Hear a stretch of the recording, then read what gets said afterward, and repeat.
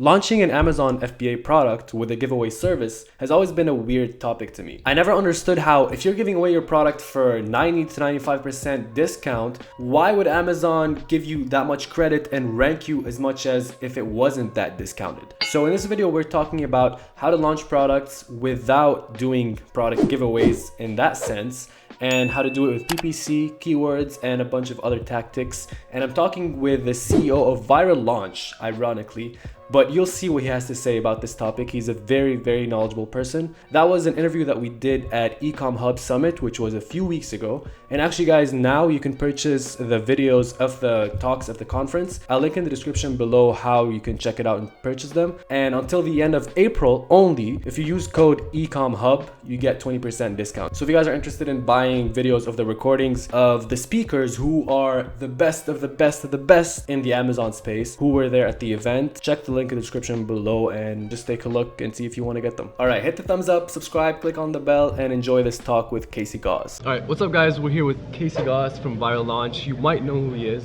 If you don't, do you want to just share who you are, what you do, very quickly? So I run a tech company called Viral Launch, and essentially it's our job to help people be more successful on Amazon. We have everything from product research to software to help you like go drive keyword ranking and so forth. Yes. So Viral Launch, you probably know it as a launch service. Yeah. But you talked about it in a different way at the conference here. Yeah. So you talked about how to launch without giveaways. Yeah. Do you want to talk about that? Yeah. So like I had mentioned, somewhere around like 8% of our business is from giveaways. So a lot of people like don't realize that, and I understand that's how we started. It's called Viral Launch. It is called Viral Launch. I know. I wish that we could change the name, but at this point, I don't think it makes sense. Yeah. So, we're always trying to help people understand like the best strategies for driving keyword ranking. And one of the problems that we really started to get frustrated with giveaways is like let's say you're selling a grill brush, and grill brush is your highest volume keyword. You try to get ranking, or you do get ranking for grill brush,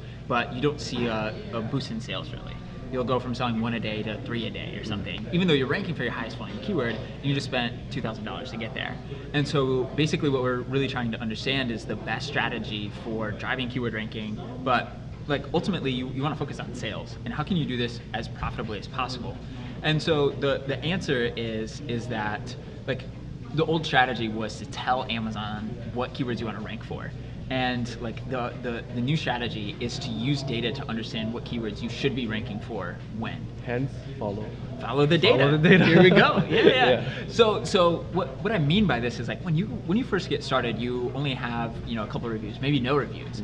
But you need to get sales, and if you are ranking for your highest volume keyword, your most competitive keyword with no reviews, like you're not going to be selling very well.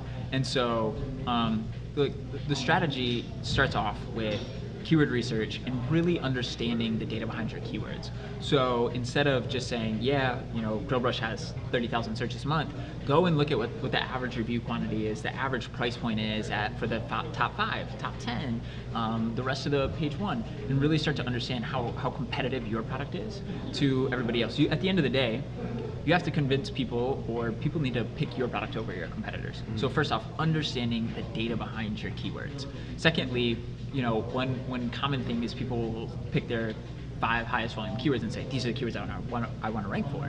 Well, what we found is that we see these what we call high opportunity keywords, which are keywords where the top ranking products don't have the keyword in their title, so they're not driving much ranking power for it. So if you put it in your title, start driving some sales, it's going to be pretty easy for you to rank for those keywords.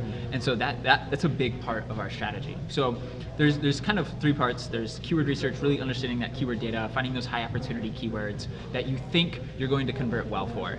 Phase 2 is really about starting to drive some foundational sales. And phase 2 is going to be perfect if you have a very small budget. You can do phase 2 profitable a lot of times. And even if you want to scale up and be really aggressive, phase 2 is really important. So phase 2 is about getting the data around how well your product performs for those keywords.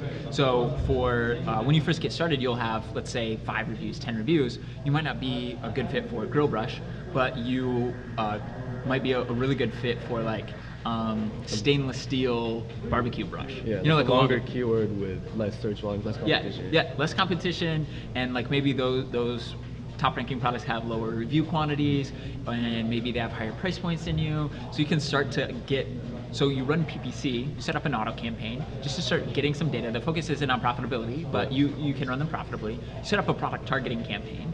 So product targeting campaign is when you show up on the sponsored products related to section for competitor products and or complementary products. And I was really surprised how much traffic was there. Like, so do you shop on Amazon? Yeah. Okay. Have you ever bought a product that showed up in the sponsored products related to section? Probably. Probably? Yeah. Probably. I personally hadn't. So I was like, there's no way that this is gonna drive that much traffic. But right now it's like the most efficient traffic source on Amazon. So whether you have a very small budget or you're a big seller, you have to be running product targeting campaigns, and you have to manually pick which products you want to deliver. And you can be so specific with your campaigns with that. Yeah. I started with one campaign trying to target products that have less reviews than me, but now I'm targeting products that have a lower rating than me, and now even another one targeting products that have the most traffic to try to hijack that traffic. Even if they have a lot of reviews, someone might like my product. So what we'll do is we'll almost all the time we manually pick each ASIN that we want to run after. Okay. So we'll like go grab a ton of our competitors and include their price point, review quantity, all this stuff, and we'll filter those competitor ASINs for all the ASINs that have lower price and higher price, lower reviews, and like a worse rating. So you could get like a very like narrowed list of people you're really confident that you're gonna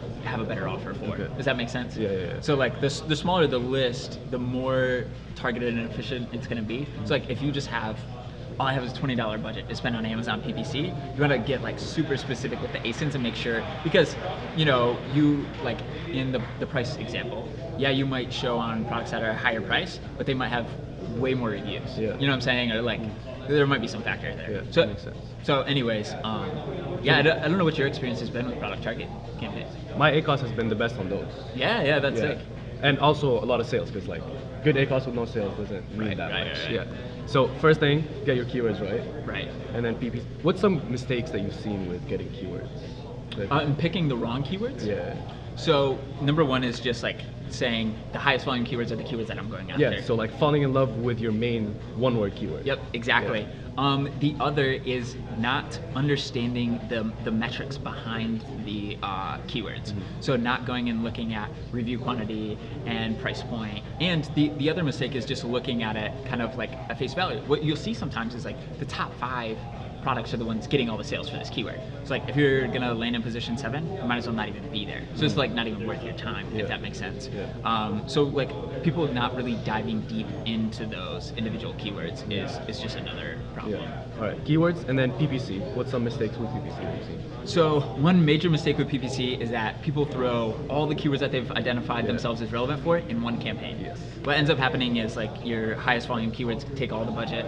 Yes. Yeah. Okay, good. So you're confirming that, because I said that in another video. Yeah. And I'm like, bigger traffic keywords bully the smaller ones. 100%. Yeah. So that's right. 100%. Okay. So the reason eventually what you'll end up doing is you'll break like the keywords that are performing well into their own individual campaigns, so that like let's say this mid-volume keyword or low-volume keyword delivering 10% ACOS really well, right?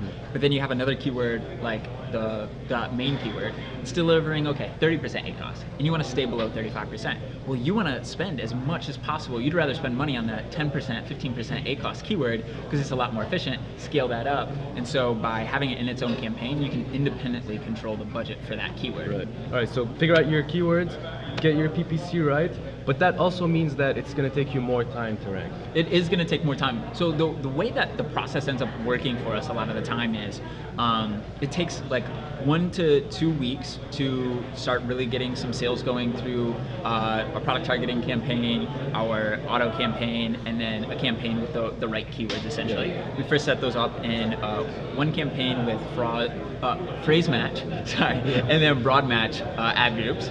So there's like 5 to 20 words in that campaign. We call it our discovery campaign. And so when words do well there, we'll pull them out and put them in their own exact match campaign. Okay. So if they have over 1,500 searches, then we'll put them in their own campaign. If they have less, we'll put them in a combined campaign of all keywords with less searches. And we hear a lot about how there's a honeymoon period. Yeah. Is that true?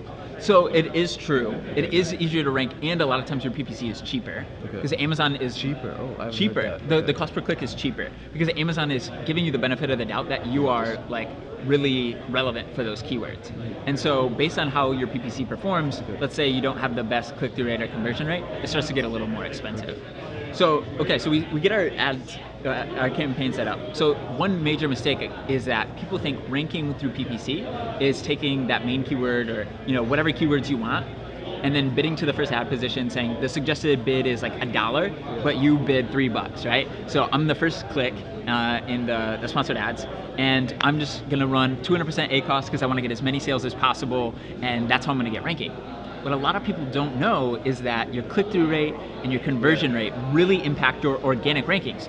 So like if your click-through rate is bad, if your conversion rate is bad, you'll literally see your organic rankings fall, even if you're driving sales. So what you need to do is, again, follow the data, find those keywords that you're delivering well for, you're performing well for it, you have good click-through rate, good conversion rate, you're getting sales at a good ACoS, and then scale those up.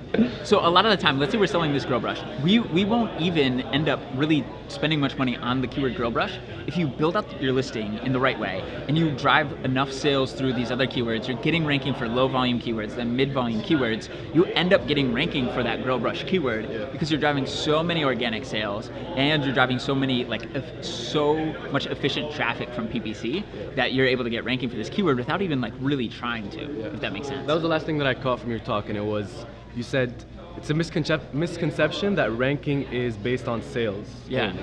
yeah.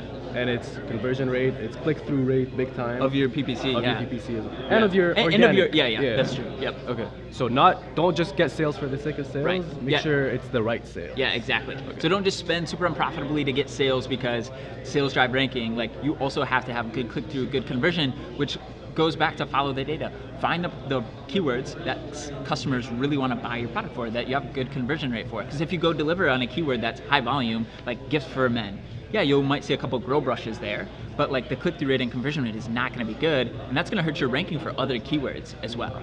And what's the best way to follow the data? It's from your PPC campaign. Yep, exactly. It's data from Amazon. They're telling you this is good, this is not good, listen to them. Yep, 100%. And I used, back when I first started, I used to be in love with the main keyword and trying to overbid and trying to go there, but sometimes just, it's not for you. Yeah, and we've seen so many times where we used to try that method, and then keyword ranking would just drop. And we're like, what the heck, we're getting sales, okay, we need to spend more money on this keyword, right? Yeah. And then it just keeps tanking us. Literally, when we turn off that campaign, boom, pops right back up. Yeah. All right, guys, if you want to try out Viral Launch 15% for life, code Brax, there's a link in the description. What's the last thing you want to share with them? Follow the data. That's the only way that you're really going to be successful. There's much better strategies to drive ranking and drive real sales than running giveaways, for sure. All right, awesome. If you have any questions, put them in the comments below or join the Facebook group. It's in the description. Casey's in my Facebook group. I'm not in your Facebook group. Oh, I just tagged you. All right, I'll be in the Facebook group now. You'll be in the Facebook group. So ask questions there as well. And thanks for hanging out with us. Thanks for hanging out with us. No, thank you. Thank you. And yeah, see you guys next time. Peace. Alright guys, if you like this video, please click the thumbs up and subscribe and click on the bell to see more of these. And I've actually done this. I've done what we talked about here and launched a product without using one of those services, those giveaway services. And if you want to see that video, click right here. I talked about exactly how I did it, and I shared my experience with it. So if you want to see that, click right here and subscribe, and I'll see you there. Click. Peace. $8,600. It's been about a month since I launched this product, brand new product, and I did not use a launch service because I hate them. Well, no, because I just prefer not to use them.